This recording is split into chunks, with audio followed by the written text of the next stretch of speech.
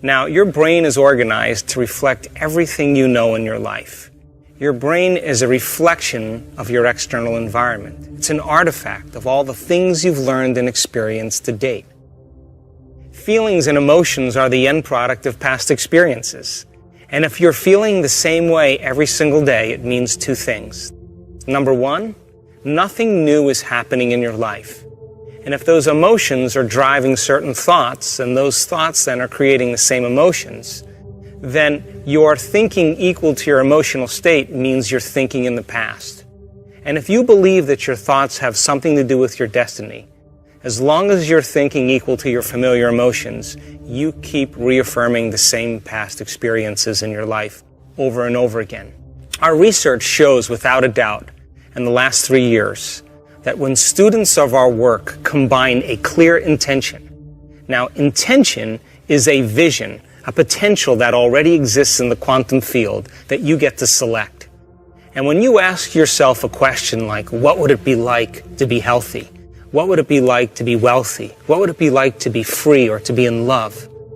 The moment you ask that creative question, a part of your brain called the frontal lobe turns on. That's the crowning achievement of a human being. Once that area of the brain turns on, it's like a great symphony leader. It looks out of the landscape of the entire brain, and it begins to randomly select different networks of neurons that are connected to the things you've learned in your life or the experiences you had. And it begins to seamlessly paste them together to create an ideal, a vision, or an internal representation. That is a potential experience that's awaiting you. But it's not enough to just have the mind involved. Thoughts are the language of the brain, and feelings are the language of the body. And how you think and how you feel creates a state of being. Once you can begin to emotionally embrace that future reality before it's made manifest, when you combine that clear intention with an elevated emotion, the freedom, the joy, the inspiration, the genuine love that you feel or gratitude from that experience, the moment you do that, your body, as the unconscious mind, begins to believe it's living in that future reality in the present moment. Now you're moving into a new state of being, into a new personality. And a new personality creates a new personal reality. The research that we've done shows that when we teach people how to regulate their internal states, to begin to create more coherence in their brain, and to generate elevated emotions like joy and gratitude and inspiration, that not only does the brain become coherent, but so does the heart. And when the brain is coherent, the heart is coherent. When the heart is coherent, the brain is coherent. And so why don't we live by these states on a daily basis? Primarily because the majority of the time that we live in our waking state of consciousness, 70% of the time, you and I are living by the hormones of stress. And living in stress is living in survival. And when you're living in survival, the very chemicals of survival cause you to function as materialist, defining your reality with your senses. You pay attention to objects and things and people. You begin to believe that your outer world is more real than your inner world. And the side effect of this, over time, begins to cause us to feel separate from possibility. Why? Because when you're threatened by some predator or some danger in your life, it's not a time to go in.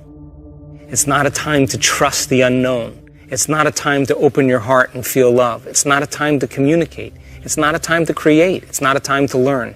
It's a time to survive. So then, in order for us to create then, we have to lay down the very thing we used our whole life to get what we want for something greater to occur. And most importantly, we want you to understand when you're in the creative state and when you're not. And if you were to take a little time every day and apply some of the principles in changing beliefs and perceptions about yourself and your life, and what is a belief other than a thought you keep thinking over and over again? And all beliefs are based on past experiences. And in order for you to change a belief or perception about yourself and your life, you have to make a decision with such firm intention that the amplitude of that decision carries a level of energy that's greater than the hardwired programs in your brain and the emotional conditioning in your body, and your body literally has to respond to a new mind. And when the choice becomes an experience that you never forget, that's the moment the past biologically no longer exists in you.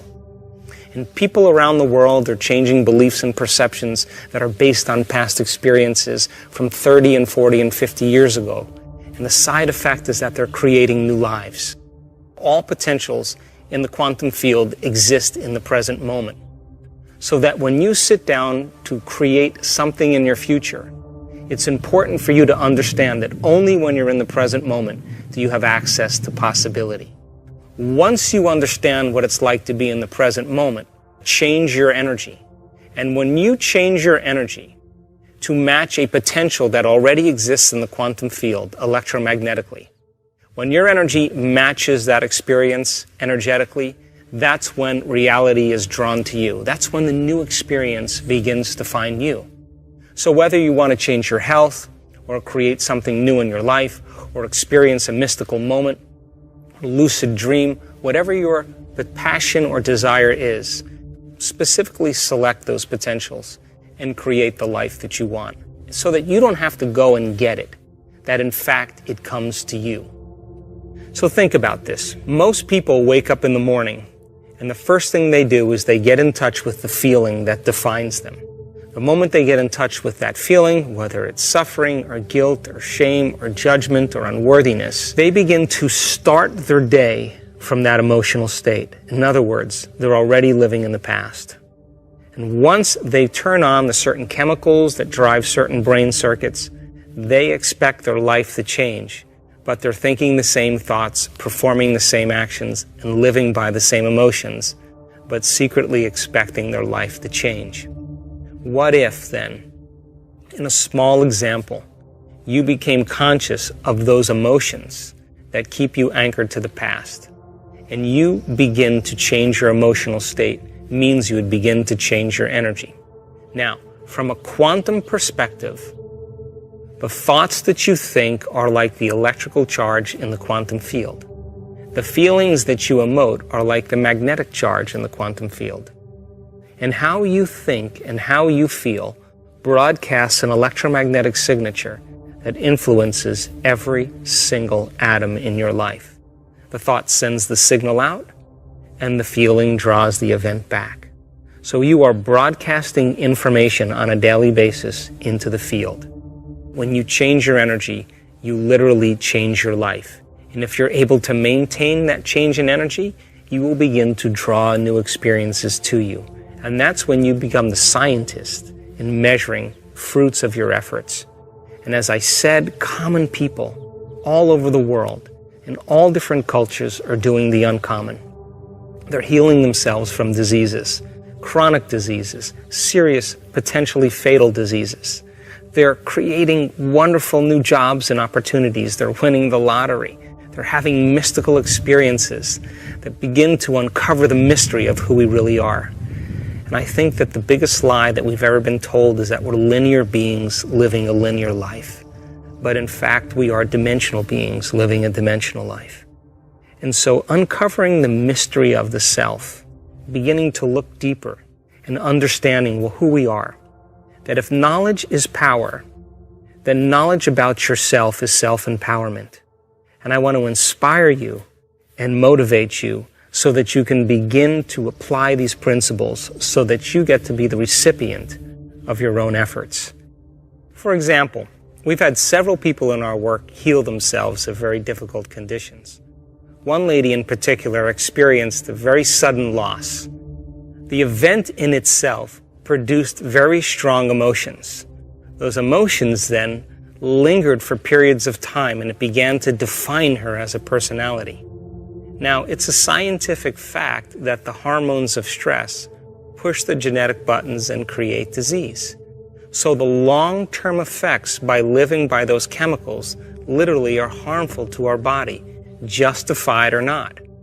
Now, we've all had traumatic events in our life, and some of those traumatic events brand us both neurologically and chemically. In this woman's experience, the event was so traumatic that the emotions lingered for weeks and months and finally years, It became part of her identity. And so, as a result of the long-term effects and her personality being defined by the past instead of the future, living by those same emotions began to break her body down. In a very short amount of time, she developed paralysis from the waist down. The result of the effect of the paralysis created more stress in her life. Now she couldn't work. She couldn't take care of her children. She couldn't make any money. She couldn't take care of her house. She had to get assistance from other people, and her mother had to move in with her. And because of all of the effects of those circumstances, her stress hormones went up. In a short amount of time, she developed ulcerations on all the mucous membranes of her body. Those mucous membranes with all the ulcers caused her to no longer eat properly. She couldn't eat. And because she couldn't eat, the chemical imbalance from no longer eating enhanced her stress levels even further. Within 3 to 4 months, she developed esophageal cancer. Now, this woman was smart enough to realize that probably the effect of those chemicals were the reason why she developed her condition. In other words, she said to herself, if I created this condition because I was living by this event, in other words, emotionally I was attached to my past, is it possible then to uncreate it and create something else? So she began the work and the meditations, and every single day, whether she felt like it or not, she practiced her meditations. And for sure, she had certain days where she didn't feel like doing her meditations because she didn't feel well, but she did them anyway. She also made the decision that she wasn't going to get up from her meditations until she was in love with life. Now, to the materialist, the person who's defining reality with their senses, to the materialist, there's no reason for her to be in love with life. Why? She had a traumatic event. She had no job. She had no money. She was paralyzed. She had a diagnosis of cancer. She couldn't eat. She was in internal pain. She was in external pain. But she said, I'm going to teach my body emotionally what my future could feel like before it's made manifest. And every single day, day by day, she overcame a small part of herself. And within a very short period of time, about a year, she was able to reverse those conditions. To this day, this woman has no cancer. She has no ulcerations in any of her mucous membranes. She has no paralysis or pain inside of her body or outside of her body. And she has a new life. So new personality creates a new personal reality.